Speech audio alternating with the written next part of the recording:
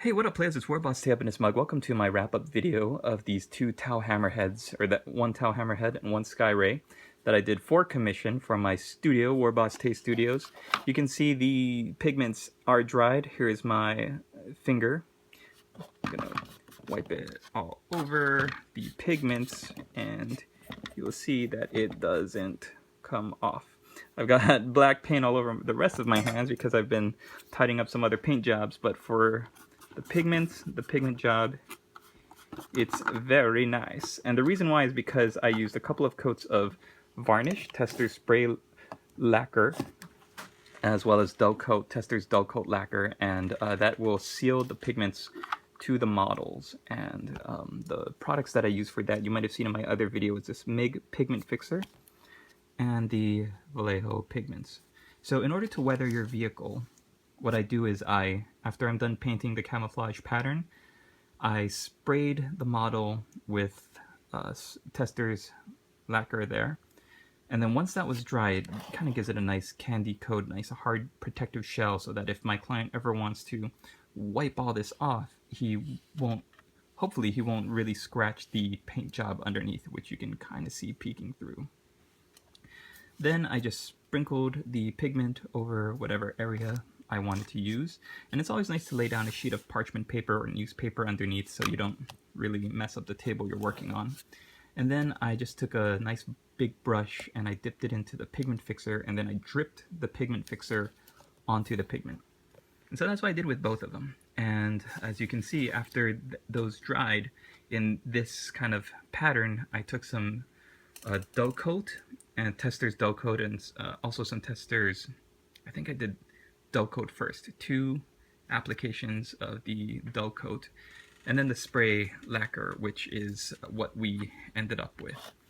And after that spray lacquer, it made it really glossy and shiny. So to kind of get rid of that shine, I did one final application of the dull coat. I know it seems like a lot, but this was my first time working with this much pigment. And I did not, under any circumstances, want the pigment to rub off on my client's fingers, which is why I took all the extra precaution of adding in all of the extra varnish coats. Now let's talk about this heat bloom, because I think this is so awesome. This is the first time that I'd ever done a heat bloom effect on a barrel, and the client specifically requested that it be huge. And that's why I kind of took almost half the length of this barrel here for this railgun and really played with it. I used black paint and black ink, then purple ink here as it kind of fades up, blue ink, red ink, orange, and then yellow. And that's what creates that beautiful, colorful band of that rainbow spectrum going all the way down.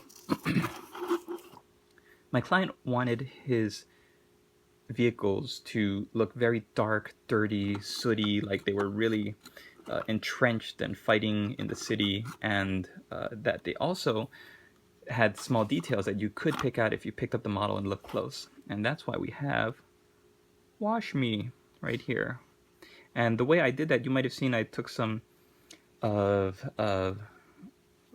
liquid mask from Vallejo, and I just wrote with a paintbrush, Wash Me. I think it was a paintbrush, yeah. And then just like keep adding liquid mask to it, and then once it dried, then that's actually the first thing I did before any of the weathering, because you want that solid and stuck on so that after the pigments dry, you can scrape it off. And you don't have any weathering pigment underneath. You can see the paint job underneath that. I love that. That looks great. You've also got the yellow spot colors really popping out from the vehicle there. And the last thing the client requested, was some little cartoon eyes on his missiles, but not too intrusive. He just wanted them to be like, again, if he was playing someone and they picked them up, then you would see them, which is why you can kind of see the eyes if you hold it at an angle. But if I'm looking at the model like from a table's distance away, I'm not going to see those eyes. I'm looking at the paint job, the weathering, and all that. It's only once you really pick the thing up and look at it, you see these little missiles all have eyeballs on them. And again, you can kind of pick out the original Tau markings there, but not really too much, only if you're really looking. So that's the end of my boot camp, you guys. I'm super happy that I'm finished with it, and I'm going to be starting my painting challenge tomorrow, May 1st. And I hope that you guys check it out and watch it. It's going to be on YouTube, on Google+, and in My Wargaming Life. I'm including all of the links down below. I'm also going to be going at it at the Emperor level, which I've set for myself. It's the dreaded level 4 level from from last year, and it has wiped out many a participant, myself included. It's the Mount Everest of challenge levels, and I'm going to attempt it this year. I hope you guys join me.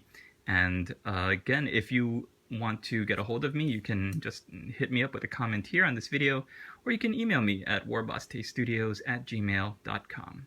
Thanks for watching, everybody. We'll see you tomorrow for my first May Painting Challenge video.